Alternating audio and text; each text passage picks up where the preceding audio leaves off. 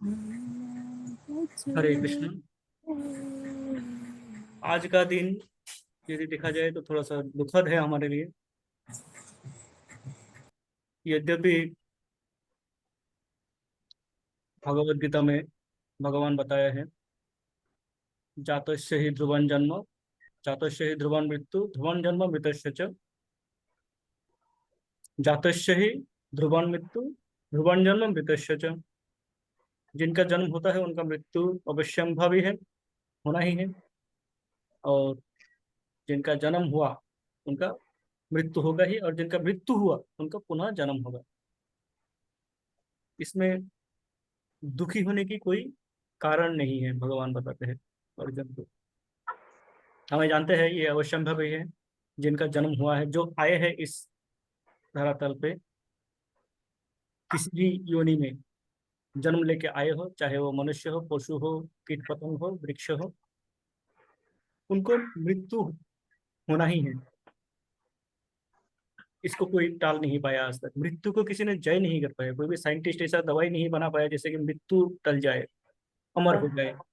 हम शास्त्रों में भी देखते हैं, जो बड़े बड़े दिग्गज हिरण्यकशिपु है, रावण है, मृत्यु को जय करने का कितने सारे प्रबंध किए इन लोगों ने, पर कर नहीं पाए क्योंकि ये असंभव है। भगवान ने बताया जिनका जन्म हुआ है उनका मृत्यु होगा ही, और मृत्यु जिनका हुआ है उनका पुनः जन्म होगा। पर जब हमारे आचार्यगण, जैसे गोपाल कृष्ण गोस्वामी महाराज, उन जैसे आचार्यगण जब हमें छोड़ के जाते हैं तो हमें दुख होता है, क्योंकि वो स्थान ऐसा है जो कि कोई और उसको पूरा नहीं कर सकता है। प्रभुपाद जो चले गए, प्रभुपाद का स्थान कोई नहीं ले पाया, नहीं लेना किसी के द्वारा संभव है। उसी प्रकार ये जो आचार्यगण, वरिष्ठ आचार्यगण, जो 50 वर्षों से निरंतर भगवान की सेवा में लगे हुए हैं, वह जब चले जाते हैं तो वो स्थान भी कोई और नहीं ले सकता। तो उसका दुख हमें होता है, क्योंकि वो खाली हो जाएगा, खाली हो जाता है। पर यहाँ पे हमारे लिए कर्तव्य कर्म क्या है कि हम शास्त्रों उनसे अनुप्रेरणा लेके हम शास्त्रों को इस प्रकार अध्ययन करें, और हम ये देखें कि हम किस प्रकार इस प्रभुपाद के मिशन में किस प्रकार हम सहयोग कर सकते हैं। कितना कितना छोटा से छोटा भी जो हम अनुदान कर सकते हैं, कंट्रीब्यूशन कर सकते हैं किसी भी फॉर्मेट में, चाहे वो अ, धन हो, चाहे वो अपना अ, शरीर से हो, या मन से हो, या अपने वचन से हो, जिस प्रकार भी हम इसमें कोई भी थोड़ा बहुत कंट्रीब्यूशन कर सकते हैं, वो हमें करने का प्रयास करता रहना चाहिए। यही मेरे समझ में आता है। तो इस समय जैसे आज माता जी ने बहुत ही अच्छा ये गाना चुना है, गीत जो आज गाया गया है बहुत ही एप्ट है। यहाँ पे इस गीत में यदि हम देखें तो इस गीत में आ, चर्चा हो रही थी, इस चर्चा हो रहे हैं, अपना क्षोभ प्रकाश कर रहे हैं, अपना दुख प्रकाश कर रहे हैं कि ये जो आचार्यगण आए हैं, ये आचार्यगण आ रहे हैं और चले जा रहे हैं, हमें छोड़ के जा रहे हैं। उनको जाने के बाद हमारा क्या होगा, इस प्रकार का दुख। इसमें सभी आचार्यों का नाम लिया जा रहा है। यदि हम हम देखें यहाँ पे, जय अनिल प्रेम धन करुणा प्रचुर। ये जो कृष्ण नाम है, कृष्ण नाम का प्रेम धन है, इसको धन कहा जा रहा है।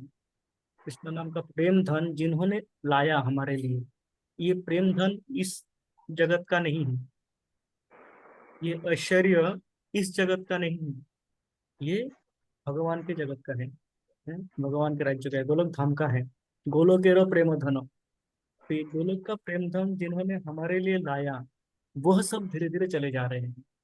इस प्रकार बताया जा रहा है यहाँ पे, सभी एक एक करके चले जा रहे हैं। और हम क्या करेंगे फाइनली, पाषाणे कुटीबो माथा। पाषाण अर्थात पत्थर, पत्थर में हम माथा क्या, टेकना। माथा ठोकते रहेंगे, और कुछ नहीं कर पाएंगे, हमारे दुख ही हम प्रकाश कर पाएंगे। इस प्रकार का यहाँ पे एक भावना व्यक्त कर रहे हैं। आदि माधवी माता जी कुछ कहना चाहते हैं?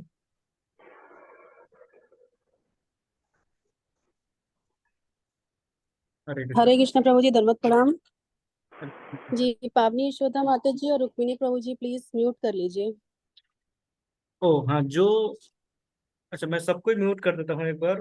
कृपया जिनको कुछ कहना हो वही अनम्यूट करे, ताकि सभी को सुनने में कोई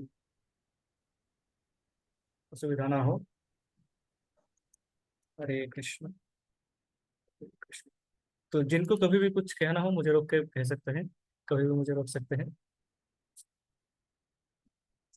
तो इसी, ये जो भावना है, इसी भावना के साथ हम देखते हैं कि सभी आचार्यगण क्या कर रहे हैं। सभी आचार्यगण जब हमें छोड़ के जा रहे हैं, तो यहाँ पे हमारा क्या होता है, हमारा आ, मन में ही भाव आता है कि जिन्होंने हमारे लिए ये प्रेम धन लाया है, वो धन यहाँ पे हमें दे के वो जा रहे हैं स्वधाम, निज धाम में जा रहे हैं, पर हम यहाँ पे जैसे अकेले अनाथ रह जाते हैं। हाँ, इस प्रकार का एक फीलिंग आता है, इस प्रकार का फीलिंग एक व्यक्त किया जा रहा है इसी गीत के द्वारा, जिसमें सभी आचार्यगणों का नाम लिया गया है। हाँ, नाम लेके बता रहे हैं कि सब एक एक करके चले जा रहे हैं, हमारा क्या होगा। तो इस प्रकार हम देखते हैं, जो आचार्यगण हमारे हमें छोड़ के चले जाते हैं, उनकी जगह और कोई नहीं ले सकता। वह जगह रिक्त हो जाते हैं, खाली ही रह जाते हैं। पर ये नियम है, भगवान के नियम यही है कि जिनका जन्म हुआ है चाकस्य ही ध्रुवन मृत्यु, जिनका जन्म हुआ है उनको मृत्यु होना ही है। तो इसके साथ मुझे लग रहा था, मैं सोच रहा था कि इससे पहले हमने चर्चा कर रहे थे ईशोपनिषद के कुछ श्लोकों का हमने चर्चा किया। ईशोपनिषद का और कई सारे श्लोक है जो हमने चर्चा करना है। पर मैं सोच रहा था आज की हम अ, भगवत गीता से कुछ एक चर्चा करें कि भगवत गीता हमारे जीवन में किस प्रकार, हमारे जीवन में वह जीवन को किस प्रकार गाइड करते हैं। जैसे हम कहते हैं कि साधारणतः हम कहने को मिलता है कि गीता क्या है, गीता एक मैनुअल है, मैनुअल ऑफ लाइफ, जीवन चलाने की विधि जिसमें लिखा जाता है? जैसे किसी यंत्र के साथ कोई मैनुअल दिया जाता है कि इस यंत्र को किस प्रकार चलाया जाए। जैसे हमने कोई ओवन खरीदा या हमने कोई फ्रिज खरीदा, उसके साथ में एक मैनुअल आता है, तो उसके उसमें लिखा रहा साधारणतः सारे इंस्ट्रक्शंस लिख दिया जाता है कि किस प्रकार इस मशीन को चलाया जाए, यंत्र को किस प्रकार चलाया जाए, ताकि इस यंत्र का अवधि, ये यंत्र सुचारू रूप से कार्य कर सके और लंबे अवधि तक कार्य कर सके। इस प्रकार कहते हैं कि गीता भी हमारे जीवन का एक मैनुअल है, जो हमें बताता है कि हमारे जीवन शैली किस प्रकार होनी चाहिए, किस प्रकार हम अपने जीवन को सुचारू ढंग से चला सकते हैं, और किस प्रकार हम जीवन को, एक जीवन का जो लक्ष्य है, उस लक्ष्य को प्राप्ति कर सकते हैं। हाँ? तो इस पर तो ये जब सोचते हैं हम, ये जब कहते हैं हम, तो हमें लगता है कि व्यवहारिक जीवन में, हमारे डे टू डे लाइफ में, दैनंदिन जीवन में किस प्रकार गीता का प्रभाव हम देख सकते हैं। हाँ?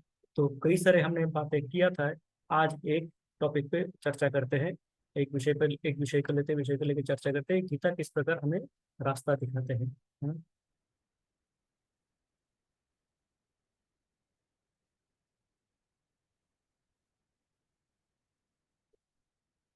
तो गीता की जब बात करते हैं, गीता के विषय में, गीता महात्म्यों में कहा गया है,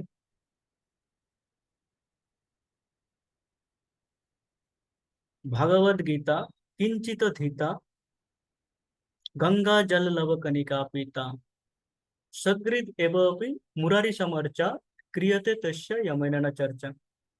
भगवद गीता महात्मा इसमें बताते हैं कि भगवद गीता किंचित अधिता, थोड़ी सी मात्रा में यदि भगवद गीता का अध्ययन किया जाए, और गंगा जल लव कनिका पीता, गंगा जल की लव कनिका एक बिंदु पान किया जाए, सकृत एवं अपि मुरारी समर्च, मुरारी अर्थात कृष्ण, कृष्ण के सामने सकृत मात्र एक बार यदि हम समर्पण करें, नतमस्तक हुए उनके सामने, क्रियते तस्य यमेन न चर्चा, तो यमराज के घर में उनका कोई चर्चा नहीं होता है। इस प्रकार कहते हैं कि जो भगवत गीता का अल्प मात्रा में अध्ययन करते हैं, हम्म, और गंगा जल एक बिंदु भी पान करते हैं, और भगवान श्री कृष्ण के सामने समर्पण करते हैं स्वयं को, सकृत एक बार भगवान के सामने नतमस्तक होते हैं और कहते हैं अहम तवास्मि, मैं आपका हूँ भगवान। तो यमराज के घर में उनका कोई चर्चा नहीं होता है। ये भगवत गीता का महात्मा श्री श्री श्री शंकराचार्य जी कह के गए हैं। तो इसी प्रार्थना के साथ हम आज का सत्र शुरू करते हैं भगवान की स्तुति के साथ में। ओम अज्ञानतिमिरान्धस्य ज्ञानाञ्जनशलाकया चक्षुरुन्मिलितं येन तस्मै श्रीगुरुवे नमः। श्रीचैतन्यमनोभीष्टं स्थापितं येन भूतले स्वयं रूपः कदा मह्यं ददाति स्वपदान्तिकम्। वन्देऽहं श्रीगुरो श्रीयुतपादकमलं श्रीगुरुं वैष्णवांश्च श्रीरूपं साग्रजातं सहगना रघुनाथान्वितं तं सजीवं साद्वैतं सावधूतं परिजनसहितं कृष्णचैतन्यदेवं श्रीराधाकृष्णपदान् सहगना ललिता श्रीविशाखान्वितांश्च। हे कृष्णा करुणा सिंधु दीनबंधु जगतपते गोपेश गोपिका कांत राधाकांत नमस्तुते। तप्त कांचन गौरांगी राधे वृंदावनेश्वरी वृषभानुसुते देवी प्रणमामि हरिप्रिये। वाञ्छाकल्पतरुभ्यश्च कृपा सिन्धुभ्य एव च पतितानां पावनेभ्यो वैष्णवेभ्यो नमो नमः। जय श्री कृष्ण चैतन्य प्रभु नित्यानंद श्री अद्वैत गदाधर श्रीवासादि गौर भक्त वृंद। हरे कृष्णा कृष्ण कृष्णा हरे हरे, हरे राम राम राम हरे हरे। हरे कृष्णा कृष्ण कृष्णा हरे हरे, हरे राम राम राम हरे हरे। हरे कृष्णा कृष्ण कृष्णा हरे हरे, हरे राम राम राम हरे हरे। हरे कृष्णा।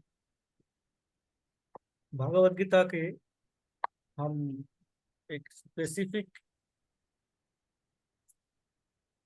श्लोक को देखते हैं यदि, तो भगवत गीता हमें किस प्रकार जीवन शैली में, जिसे कहते हैं जीवन, इससे मैनुअल ऑफ लाइफ, जीवन शैली चलाने की एक विधि पुस्तिका है, वो किस प्रकार हमें सहाय करते हैं। तो शास्त्रों में दो प्रकार, शास्त्र हमें, हमारे जो शास्त्र है, ये शास्त्र हमें दो प्रकार से गाइड करते हैं। एक ये कहते हैं कि क्या करना चाहिए, और दूसरा कहते हैं कि क्या नहीं करना चाहिए, क्या हमारे करणीय है और क्या अकरणीय है, क्या विधि है क्या निषेध है। हाँ, शास्त्र के ये दो कार्य है, बताते हैं क्या विधि है और क्या निषेध है। विधि अर्थात क्या करना चाहिए, उस करने का नियम क्या है, और क्या नहीं करना चाहिए, ना करने का नियम क्या है। तो हम शास्त्र में यदि देखें, गीता में अथवा किसी भी शास्त्र में, तो बताते हैं कि ये जो हमारी काम है, ये काम के ऊपर बहुत विस्तृत चर्चा हुई है। गीता में ही हो, चाहे हम भागवतम में देखेंगे कि ये जो काम है, काम वासना है, बस मत चलो। इसके ऊपर चर्चा होती है, बहुत ज्यादा चर्चा होती है। हम्म। भगवान श्री कृष्ण अर्जुन को ನಾವು ದಿನ ಹೋಗಿ भगवान मारಬಹುದು भागवत गीता के तृतीय अध्याय में, कब जुंडार राखी हरे कृष्ण कृष्ण कृष्ण हरे हरे, हरे राम ಜ್ಞಾನದಲ್ಲ ಅಂತ कोई गौरव बसता है। हरे, बाबूजी म्यूट नहीं है इनका। हरे कृष्ण हरे कृष्ण। ललिता माता जी म्यूट कर लिए प्लीज। हाँ थैंक यू, प्लीज म्यूट कर लीजिए वैसे। हरे कृष्ण, कृपया म्यूट रखिएगा ताकि बाकियों को असुविधा ना हो। तो भगवान बताते हैं श्रीमद् भागवत गीता के तृतीय अध्याय के 37वां श्लोक, 37 श्लोक में बताते हैं कि हमारे परम शत्रु, हमारे शाश्वत शत्रु कौन है। साधारणतः हम सोचते हैं, हमें लगता है, मुझे तो लगता ही है कि कोई भी कार्य मैं यदि नहीं कर पाता हूँ, किसी भी काम में मैं यदि अकृतकार्य हो जाता हूँ, फेल कर जाता हूँ, तब क्या होता है, तब उंगली इस तरफ चले जाते हैं, इनके वजह से नहीं हुआ, उनके वजह से नहीं हुआ, ये स्थिति के कारण नहीं हुआ, भगवान ने नहीं दिया। साधारणतः यही रहता है यहाँ, है कि जो मैं एक कार्य नहीं कर पाया उसका कारण हमारा क्या होता है, कोई और होता है, हमारा फिंगर बाहर की तरफ जाता है कि इनकी वजह से नहीं हुआ, उनकी वजह से नहीं हुआ, ये कारण की वजह से नहीं हुआ, ये स्थिति परिस्थिति के कारण नहीं हुआ, है इस प्रकार। पर भगवान बार बार यहाँ पे बताते हैं कि कोई भी कारण का, कोई भी कार्य का, हाँ, सक्सेस और फेलियर का कारण आप स्वयं हो। आप स्वयं ये निर्धारित करते हो कि कोई कार्य आप कर पाओगे कि नहीं कर पाओगे, या किस प्रकार से कर पाओगे।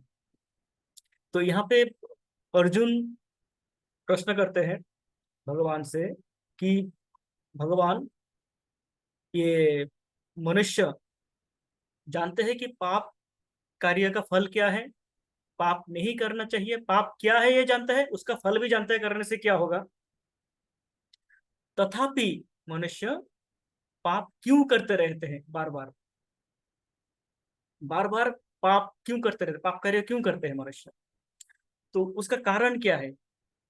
क्या ये प्रकृति कराते हैं उनसे, क्या भगवान उनसे कराते हैं, क्या उनके कर्म उनसे कराते हैं। उस समय भगवान तृतीय अध्याय के 37वां श्लोक में बताते हैं कि मनुष्य का परम शत्रु कौन है, कौन कराते हैं मनुष्य को ये इस तरह का पाप कार्य। भगवान कहते हैं, श्री भगवान उवाच, काम एष क्रोध एष रजोगुण समुद्भव महाशन महापाप्मा विद्ययान इह पैरिणा। काम एष, भगवान श्री भगवान वाच, भगवान कहते हैं काम एष क्रोध एष, काम और ये क्रोध, ये होता कहाँ से है, रजोगुण समुद्भव, रजोगुण के द्वारा इसका उद्भव होता है। जब व्यक्ति रजोगुण में होता है तब इनका उद्भव होता है, उनका सृष्टि होती है। प्रभु जी हरे कृष्णा। हरे कृष्णा प्रभु जी, हरे प्रणाम। प्रभु हरे जी, कृष्ण। कौन सा श्लोक है, कौन सा अध्याय है? तृतीय अध्याय, अध्याय संख्या 3 और श्लोक हाँ संख्या हाँ, 37, 37, 33। 37, 37, 37।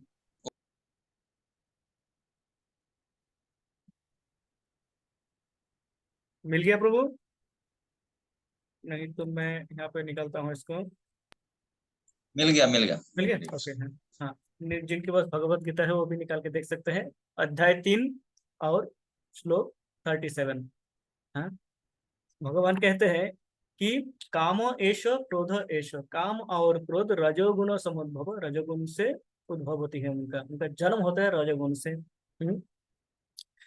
महाशन, ये क्या है, एक काम और क्रोध क्या है, महाशनो, ये वह है जो कि समस्त कुछ निगल सकते हैं। काम और क्रोध मनुष्य का सब कुछ निगल सकते हैं, है सब कुछ निगलने वाला है वो। और क्या है, महापापमा, मनुष्य से महापाप करा सकते हैं, ये भयंकर पाप करा सकते हैं, है। ये क्या है? आप जानो, ये विद्धे मतलब आप जानो कि इह वैरी नाम, इस भौतिक जगत में जो हमारे शत्रु है, परम शत्रु है, ये शत्रुओं को आप जानो, समझो, अर्जुन को कहते हैं। हमारे शत्रु कौन है? हमारे शत्रु कोई और नहीं है, बाहर के और कोई नहीं। भगवान कह रहे हैं कि हमारे शत्रु जिस कारण हम कोई बुरे कार्य करते हैं, हमारा काम खराब होते हैं, हम अकृत कार्य होते हैं, हम फेल कर जाते हैं, हम काम ठीक से नहीं कर पाते हैं, जो हमें करना चाहिए था वो ना करके हम कुछ और करने लग जाते हैं। उसका कारण क्या है? काम एष क्रोध एष। काम है, काम से क्रोध की उत्पन्न होती है। तो ये काम जो है ये अत्यंत ही हमें ये समझना चाहिए कि हमारा जो कामना है, हमारा जो काम वासनाएं हैं, हमारा जो ये चाहिए, हमें चाहिए मी एंड माइन, ये मेरा है मैं हूं और मेरा है, इससे काम की उत्पत्ति होती है। ये हमारा परम शत्रु है? ये शत्रु जो हमें हमारी पथ से, हमारी मार्ग से हमें मार्गच्युत कर सकते हैं, हमें हटा सकते हैं, हमें जिस तरफ जाना चाहिए था वहां पे जाने के लिए रोक सकते हैं? ये काम की उद्भव कहाँ से होते हैं? काम की सृष्टि कहाँ से होते हैं? भगवत गीता में ही है। ध्यायतो विषयान् पुंसां संगस्तेषुपजायते, संगात् संजायते कामो, कामात् क्रोधभिजायते, क्रोधाद् भवति सम्मोहम्, सम्मोहात् स्मृतिविभ्रमः, स्मृतिभ्रंशात् बुद्धिनाशो, बुद्धिनाशात् प्रणश्यति। ये 4 श्लोकों में भगवान बताते हैं द्वितीय अध्याय में। क्रोध कहाँ से, काम वासना कहाँ से होते हैं? शुरू होता है ध्यायो तो विषयान पुंसा। मनुष्य जब किसी एक विषय के ऊपर ध्यान लगाते रहते हैं, किसी एक विषय के, किसी एक वस्तु के, किसी एक द्रव्य के ऊपर जब सोचते रहते हैं कि ये मुझे चाहिए, ये मेरे पास होता तो बहुत ही अच्छा होता। चाहे वो छोटा, छोटे से छोटा वस्तु हो, चाहे वो बड़े से बड़ा महल या अट्टालिका हो, जब हम किसी एक विषय पर सोचने लग जाते हैं, तो उससे क्या होता है? ध्यायत विषयान पुंस संगस्तेषु उपजायते। हमारा क्या हो जाता है? आसक्ति बढ़ जाता है उसके ऊपर, उसके उसके प्रति एक लगाव हो जाता है। एक बच्चा मांग रहा है मम्मी से, चॉकलेट दे दो मुझे, चॉकलेट दे दो, है, एक लॉजेंस जूस दे दो, एक चॉकलेट दे दो, और उसके मन में वो चॉकलेट ही चल रहा है। जब तक नहीं मिलेगा तब तक उसके मन में चल रहा है चॉकलेट, चॉकलेट की लड्डू फूट रहा है उसको है। तो वो क्या करेगा? उसके प्रति इतना आसक्ति हो जाएगा कि उसका, उसके उसके अलावा कुछ भी दे दे, खाने को बहुत ही अच्छा पकवान दे दे, वो नहीं, उसको चॉकलेट ही चाहिए। रोते रहेंगे, जब तक वो नहीं मिलेगा तब तक रोते रहेंगे। तो हम भी वैसे ही है, कोई भी चीज, हम कोई भी विषय, कोई भी वस्तु को जब हम ज्यादा सोचने लग जाते हैं तो हमें लगता है कि वो हमें चाहिए ही चाहिए, उसके बिना हमारा जीवन चलेगी नहीं है? और ये जब हम इस प्रकार जब किसी वस्तु से हमारा आसक्ति हो जाती है, लगाव हो जाता है, तब क्या होता है? संगात संजायते काम। उसी लगाव से काम वासना की उत्पन्न होते हैं और वही काम में परिवर्तित हो जाते हैं, वही हमारा कामना बन जाते हैं। अब तो मुझे चाहिए ही चाहिए आईफोन, आईफोन क्या, 11 12 जो भी है लेटेस्ट, पता नहीं 17, वो चाहिए ही चाहिए मुझे अभी, है। उसके बिना मेरा काम नहीं चलेगा, ये जो मेरे पास फोन है ये बेकार है, इससे नहीं चलेगा, मुझे वही चाहिए। ये हो गया काम। तब ध्यान ज्ञान उसी में चला जाता है। हम्म? तब फिर कोई कार्य नहीं होगा मुझसे, मैं बोलूंगा मेरे पास वो नहीं है, अगर वो होता तो हो जाता, अब है ही नहीं तो क्या करो, कैसे करो, है? तो ये हो गया काम, है। फिर क्या होता है जब नहीं मिलता है, चाहिए था, हाँ, ध्यान कर रहा हूँ, लगाव हो गया है, वो मुझे चाहिए, एक कामना में परिवर्तित हो गया, तब जब वो नहीं पूर्ति होती है कामना की, तब कामात क्रोध भी जायते, काम से फिर क्रोध की उत्पन्न होती है, क्योंकि मुझे जो चाहिए था वो मुझे मिल नहीं रहा है। ये काम हमें ध्यान रखना चाहिए। ये काम क्या है? कोई छोटे से छोटा वस्तु भी हो सकता है, कोई बड़े से बड़ा वस्तु भी हो सकता है? किसी भी चीज का कामना हो सकता है। पुरुष का नारी के लिए कामना हो सकता है, नारी का पुरुष के लिए कामना हो सकता है। बच्चे का एक चॉकलेट के लिए कामना हो सकता है, एक गरीब का एक धन के लिए कामना हो सकता है? तो कोई भी कामना कामना ही है। इसमें कोई ये नहीं कि छोटा काम है या बड़ा काम है। काम मतलब काम ही है, लास्ट मतलब लास्ट इज लास्ट है। तो भगवान कहते हैं कि इस काम और काम से उत्पन्न हुए क्रोध, काम एशो क्रोध एशो, ये क्या होता है? रजोगुण समूह। जब हम रजोगुण में होते हैं, सतोगुण में होते हैं तो हमारे मन में ये सब भावना नहीं आते हैं। रजोगुण में जब हम होते हैं, रजोगुण में कब होते हैं हम? जब रजोगुणी संग करते हैं अथवा रजोगुणी खाद्य द्रव्य इत्यादि ग्रहण करते हैं। मीट मछली खाएंगे तब ये सब आएगा हमारे पास। तो क्या होगा? ये कामना बढ़ता रहेगा। जब हम सतोगुण में होंगे, हम देखेंगे मन शांत रहते हैं। सतोगुण में जैसे ही चले जाएंगे, मन हो जाएगा शांत, तब मन में ये सब ये चाहिए चाहिए नहीं रहेगा, फिर मन में हरे कृष्ण रहेगा। तो जब हम रजोगुण में होते हैं तब ये कामना उत्पन्न होता है, काम से क्रोध उत्पन्न होता है। भगवान कह रहे हैं कि ये काम और क्रोध आपके समस्त कुछ निगल सकता है, आपके भूत और भविष्य दोनों निगल सकते हैं,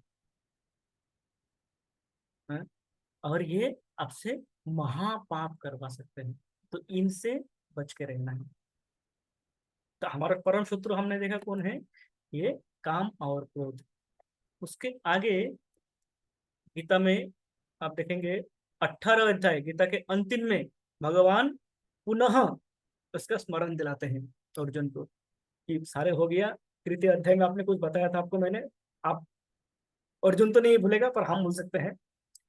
कलियुग के जीव भूल सकते हैं। उनके कारण भगवान अंत में 18 अध्याय के, अष्टादश अध्याय के 21वें श्लोक में पुनः बताते हैं, त्रिविधम नरकस्येदं द्वारम आत्मनाशनः काम क्रोध तथा लोभ तस्मात् एतत्त्रयं त्यजेत्। समाप्त करने से पूर्व भगवान पुनः स्मरण दिलाते हैं कि आपको मैंने बताया था काम और क्रोध। अब सुनो, त्रिविधम नरकस्येदं द्वारम आत्मनाशनम। आत्मनाशनम, स्वयं को नाश करने के लिए 3 प्रकार के दरवाजे हैं, 3 दरवाजे हैं जिससे आप जाओगे तो आपका नाश अवश्यंभावी, विनाश होना ही है आपका। वो क्या है? काम, प्रथम काम, क्रोध, लोभ। हाँ, ये 3 नरक के द्वार है, बता रहे हैं। काम, क्रोध और लोभ, ये 3 है नरक के द्वार। इसमें हमने प्रवेश किया तो हम कहाँ प्रवेश करेंगे? इसके अंदर हमने घुस गया तो क्या होगा? हम नरक में प्रवेश करेंगे, नरक में जाएंगे। काम, तो तस्मात् एतत्त्रयं त्यजेत्, इसी कारणवश आप इन तीनों को त्याग करो, इन तीनों से दूर रहो। तीनों से दूर रहना अत्यंत आवश्यक है कि आप इन तीनों से दूर रहें। काम, काम के साथ क्रोध हमने देखा, काम की जब कामना की जब पूर्ति नहीं होती है तब तो हमें क्रोध आती है। लोभ कब होते हैं? जब कामना की पूर्ति होती है। एक चॉकलेट चाहिए था, एक चॉकलेट दे दिया बच्चे को, बच्चा शांत हो जाएगा? बस मिल गया और नहीं चाहिए, नहीं होगा। अगर हुआ भी तो 10 मिनट के लिए शांत होगा, पूरा वो चॉकलेट खत्म हुआ, मम्मी और चाहिए, और एक चाहिए, और 2 चाहिए, और 3 चाहिए, 2 देंगे तो 3 चाहिए, 3 चाहिए देंगे तो 4 चाहिए। ऐसा कभी नहीं हुआ है कि हमने बचपन से जो चीज करते आए हैं हम उससे उब गए हैं। हम कामनादायक जो कार्य हम करते रहे हैं वह कभी भी शांत नहीं होते। कामना, कामना को कहते हैं कामनार बन्नी। काम एक क्या है? आग की तरह है। आग में जितना हम पदार्थ घी डालते जाएंगे, आग बढ़ता रहेगा। ऐसा नहीं होगा कि आग डालते जाएंगे, एक दिन तो आग बुझ जाएगा, एक दिन तो आग बोर हो जाएगा, चलो और नहीं चाहिए, बोलेगा जी और नहीं खाऊंगा। आग कभी शांत नहीं होगा। जितना भी हम घी डालेंगे खाते रहेंगे, खाते रहेंगे। इसीलिए कह रहे हैं ये सर्वग्रासी है, महाशनय, सर्वग्रासी। जितना भी इसमें कामना में जितना भी पूर्ति करते जाओ, वह डिमांड बढ़ता जाएगा, उसका उसका चाहत बढ़ता जाएगा, उसको बोलेगा कि और चाहिए और चाहिए। रोकने का उपाय क्या है? उसको शुरू में ही रोक दिया जाए। जब काम नहीं पूर्ति होती है तो क्रोध हो जाता है, क्रोधित होकर हम ऐसे कार्य करते हैं कि हमारा सर्वनाश होते हैं। जब कामना की पूर्ति होते रहते तो हमारा लोभ बढ़ जाता है, तो लोभ के कारण हम क्या करते हैं? कामना में और डूबते रहते हैं, निमज्जित होते रहते हैं, और ये क्या करते हैं? हमें हमारा मार्ग पर भ्रष्ट कर देते हैं। तो इसलिए भगवान कह रहे हैं कि ये तीनों नरक के द्वार है। कामना की पूर्ति करके कभी भी आप स्वर्ग की मत सोचो, है। कामना की पूर्ति करते करते आप रजोगुण में, रजोगुण से तमोगुण में जाओगे, ऊपर नहीं जा पाओगे, सतोगुण में उठ नहीं पाओगे। तो कामना को त्यागना है, भगवान ने ये बताया है। इसका उदाहरण, कामना का उदाहरण यदि हम देखें तो भागवतम में कई उदाहरण है कामना के। काम के कारण व्यक्ति का क्या अवस्था होती है, क्या अवस्था प्राप्त होती है। तो उसमें सर्वश्रेष्ठ जो घटना बताते हैं वो है अजामिल। अजामिल की कथा है श्रीमद् भागवतम के षष्ठ स्कंध में, सिक्स कंटो में अजामिल की कथा है। अजामिल के विषय में कहते हैं कि अजामिल एक बहुत ही शुद्ध ब्राह्मण परिवार के थे, है? कान्यकुब्ज जो ब्राह्मण कहते थे। कान्यकुब्ज जो ब्राह्मण, ब्राह्मणों में जो कुल होते हैं उनमें बड़े श्रेष्ठ ब्राह्मण होते हैं, है? वह उस ब्राह्मण कुल में थे।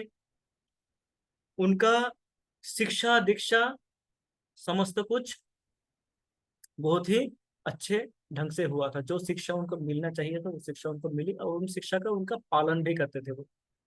अजामिल का उस समय उनके गांव में, है, क्या होता था?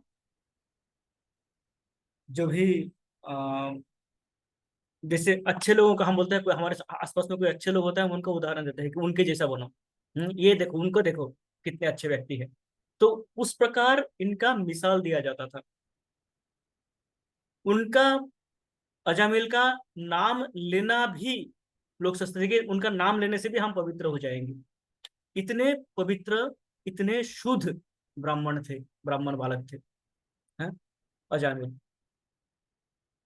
पर एक बार क्या हुआ, वह अपने पिताजी के लिए, पिताजी का यज्ञ करना था, यज्ञ के लिए द्रव्य काष्ठ इत्यादि लेने जंगल में जाते हैं।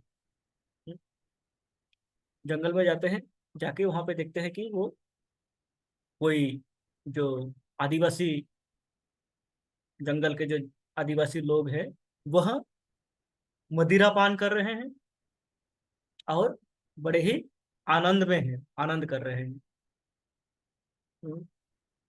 वो देखते हैं, देख के ही अजामिल को क्या करना चाहिए था? उसके शास्त्र ज्ञान के द्वारा उसको इससे तुरंत दूर हो जाना चाहिए था। उसको समझ लेना चाहिए था कि ये मेरे लिए कार्य नहीं है। पर अजामिल वहां पे विचलित हो जाते हैं, थोड़े समय के लिए वह विचलित हो जाते हैं, वो स्वयं को रोक नहीं पाते हैं, वो उसमें सोचने लग जाते हैं। वो देखते हैं, देख के उनको लगता है कि अरे ये तो बड़े आनंद में है, बड़े ही मजे ले रहे हैं, कैसे नाच रहे हैं, गा रहे हैं, आनंद कर रहे हैं। वह लकड़ी लेके आते रहते हैं घर में, और मन में उसका ध्यान चलता रहता है कि किस प्रकार वो आनंद कर रहे थे, किस प्रकार मदिरा का पान करके वो आनंद में डूबे हुए थे। ये उनके मन में चलता रहता है। जैसे चलता रहता है, वो उस मन को दूर नहीं करता है, मन में भावना चलती रहती है। तो जैसे बताया, ध्याया तो विषयान पुंसम संगस्तेषु उपजायते, उनको एक आसक्ति हो जाता है। घर में आता है, घर में आता है तो उनके मन में लगता है, नहीं ये तो मुझे देखना ही है एक बार। हम्म, और एक बार देखना ही है मुझे एक बार। तो लकड़ी, यज्ञ के जो सामान लाए थे वो द्रव्य इत्यादि रखते हैं घर में, अपने पिताजी के समक्ष रख के वो पुनः जंगल में चले जाते हैं वो देखने के लिए, क्योंकि उसके मन में ध्यान चल रहा है, आसक्ति बढ़ गया। दोबारा जब जाते हैं सामने देखते हैं तो फिर वो कामना में परिवर्तित हो चुका है, तब तक काम जग गया है। तब बोला कि मुझे भी चखना है, मुझे भी यही जीवन, यही आनंद लेना है। बस वहां से उनका समस्त नाश हो जाता है। वो वहां पे मदिरा का पान करते हैं, वहां पे स्त्री संग करते हैं, करके क्या करते हैं, नशे में धुत होके वो वैसे ही इस स्त्री को लेके आ जाते हैं। एक वहां पे जो स्त्रियां थे उनमें से एक को वो लेके आ जाते हैं अपने साथ, घर में लेके आ जाते हैं। और उस संग में कहते हैं, हाँ भागवतम में वर्णन है कि उस स्त्री संग के कारण क्या होता है, वो समस्त कुछ उसका दूषित हो जाते हैं। जैसे हमने देखा, संग संग के विषय में हमने चर्चा किया था, हाँ, कि जब हम संग करते हैं, जैसा संग वैसा रंग।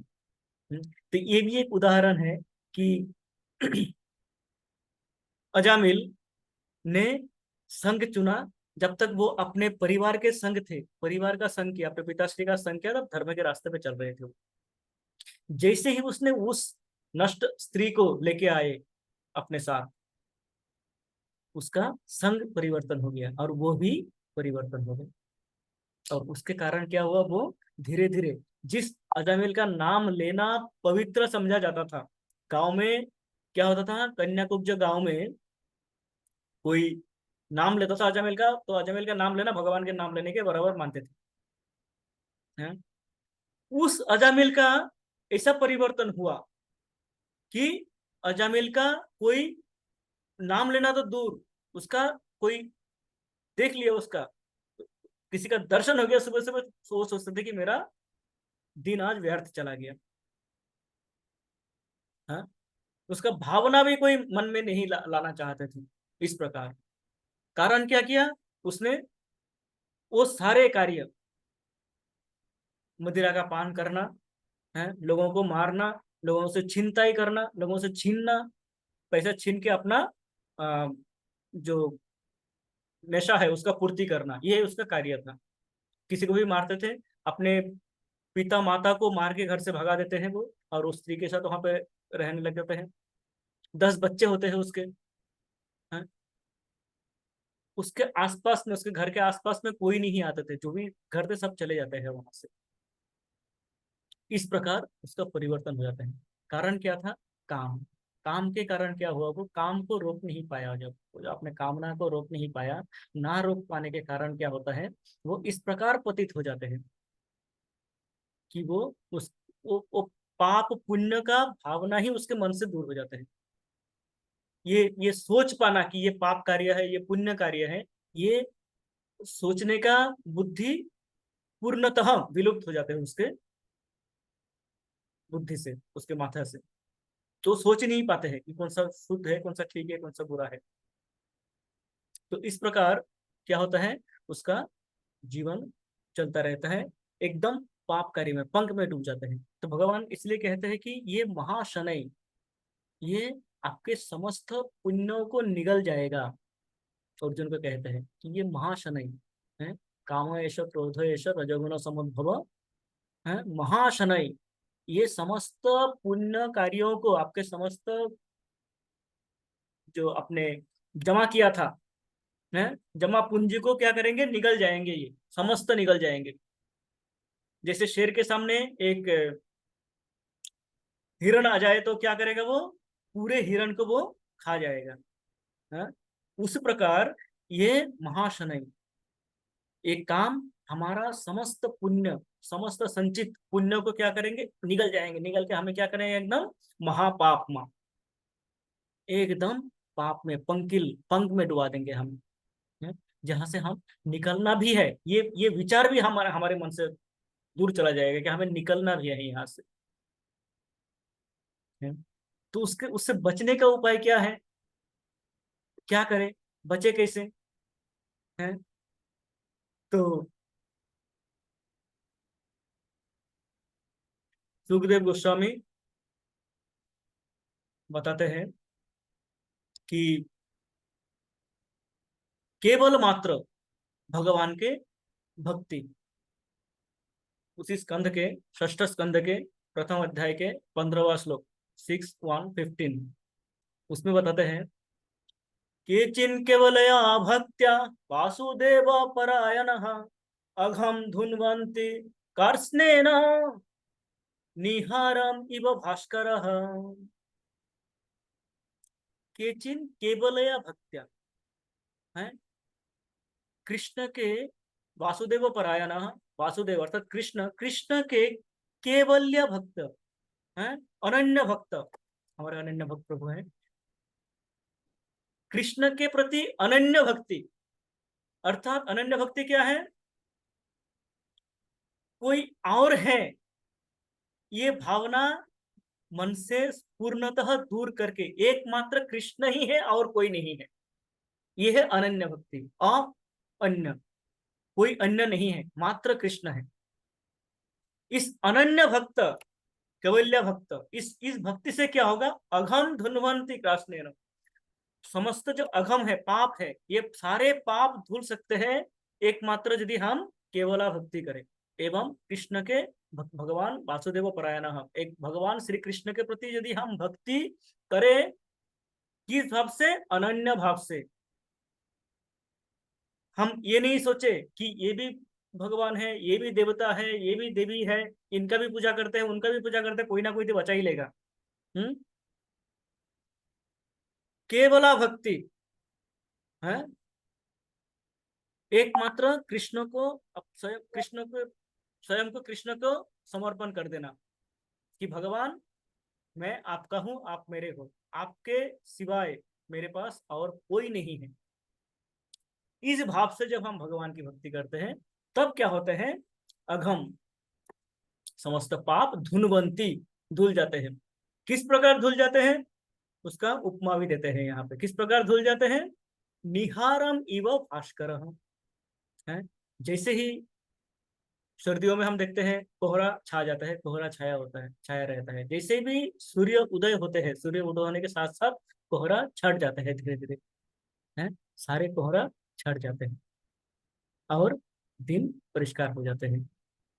उस प्रकार जब हम भगवान की भक्ति करते हैं, और वो भक्ति किस प्रकार, कौन सा भक्ति, अनन्य भक्ति, अनन्य भाव से जब हम भगवान की भक्ति करते हैं तब भगवान क्या करते हैं, हमें हमारे ये सारे पाप वासनाओं को दूर कर देते हैं। तब पाप वासनाएं रहते नहीं है मन में, वो सब इच्छा ही नहीं होते हैं, रहते ही नहीं है वो इच्छाएं, जिससे कि पाप वृद्धि हो, जिससे कि हम रजोगुण में जाए।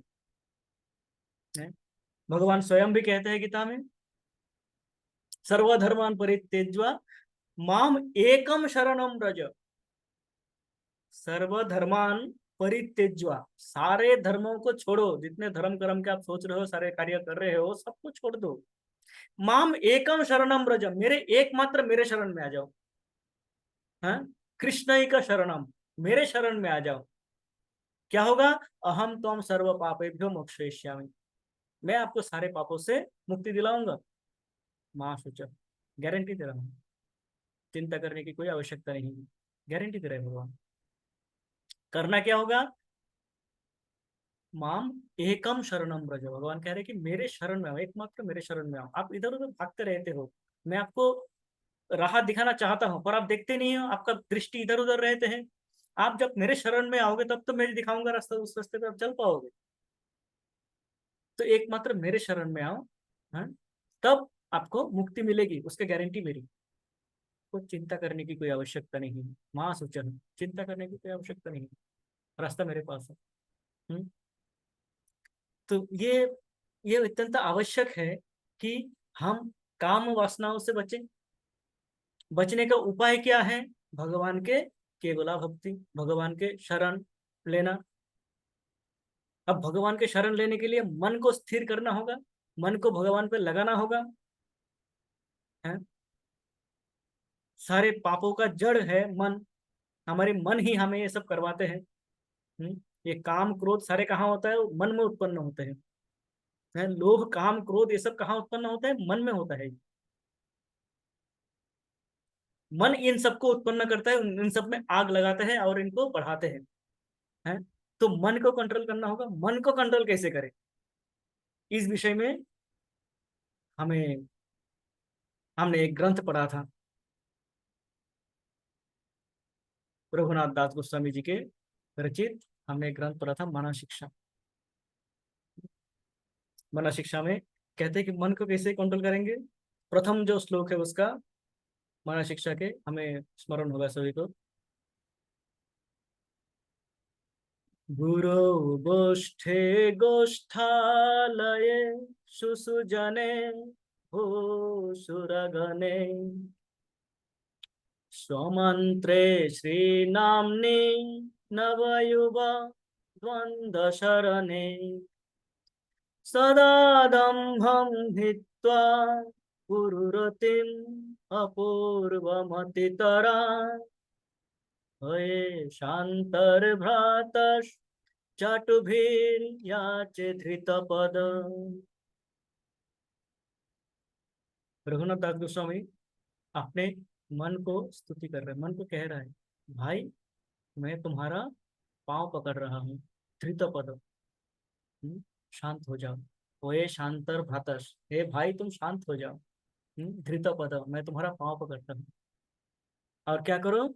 सदा दम्भम हित्वा, दंभ अपने अहंकार को परित्याग करो। मन तुम अहंकारी हो, तुम्हारे में अहंकार है, अहंकार को परित्याग करो।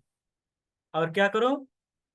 गुरु गोष्ठे गोष्ठालये, गुरु ब्रजभूमि ब्रजवासी, सुजने भूसुरगणे वैष्णव और ब्राह्मण उनमें, स्वमंत्रे श्री नामनी, गुरु प्रदत्त मंत्र जो स्वयं का मंत्र है, और भगवान के नाम, श्री नामनी भगवान के नाम, नवयुव द्वंद्व स्वरने, और वृंदावन में राधा कृष्ण का जो किशोर किशोरी रूप है, वृंदावन के किशोर किशोरी रूप में जो हमारे राधा कृष्ण है, उनमें क्या करो? अपना मति लगाओ, अपूर्व मति तरा, अपना मति उनके अपूर्व रूप में लगाओ। तो इन सब में लगाओ, गुरु गोष्ठे गोष्ठालय सुजने भूसुरगणे स्वमंत्रे श्री नामनी, और राधा कृष्ण नवयुग द्वंद्व शरणे, राधा कृष्ण के युगल रूप में अपना स्वयं को लगाओ, लग जाओ, और दंभ को परित्याग करो, अहंकार को परित्याग करो। इस प्रकार तुम शांत हो और इनका सोचो, है? तो रघुनाथ दास गोस्वामी हमें बता रहे हैं। आगे श्लोक संख्या 5 में, मन शिक्षा के श्लोक संख्या 5 में बताते हैं कि जब हमारे मन में इस प्रकार की काम वासनाएं आते हैं, आ जाते हैं, यदि हमारे मन में काम वासना की उत्पत्ति हो जाती है, किसी ने शेयर कर दिया है ये श्लोक, देख सकते हैं इसको। 5वां श्लोक में भी कहते हैं, असचेष्टा कष्ट प्रदपशभिलिभिरिहा प्रकामं कामादि प्रकट पथ पति व्यतिकरै गले बद्ध्वा हन्ये हमिते बकविद्वर्मापगणे गुरु तं फुत्कारान् अवतिशयथा त्वां मन इत। रघुनाथ दास गोस्वामी जी कहते हैं कि हमारे जो असत चेष्टा है, ये असत चेष्टा, पाप करने की प्रवृत्ति है, ये क्या करते हैं? हमें कष्टप्रद, ये हमें कष्ट देते हैं। इस भौतिक जगत में हम कुछ इस प्रकार के कार्य करते हैं जो कि हमें हमारे जो दुष्ट कर्म है, हमारे जो पाप कार्य है, ये पाप कार्य क्या करते हैं, हमें बहुत कष्ट देते हैं। किस प्रकार कष्ट? जैसे कि गले में रस्सी बांध दिया गया है, वो रस्सी लेके जैसे हमें बांध दिया गया है गले में, इस प्रकार से हमें कष्ट देते हैं। हमारा हमारा ही असत कार्य, हमारा ही जो बुरे कर्म कार्य है, वो बुरे कार्य हमें हमारा ही गले में रस्सी के फांद बन जाते हैं।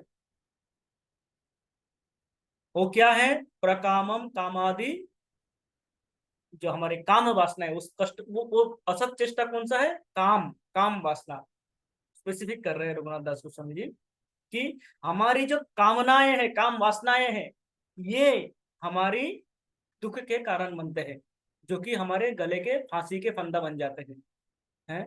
और वो काम वासना क्या करते हैं? मानो हम सड़क में जा रहे हैं और गुंडे बदमाश रुके हुए हैं और हमें अटैक करते हैं, अचानक हमारे ऊपर आक्रमण करते हैं। ये काम वासना भी वैसे ही है।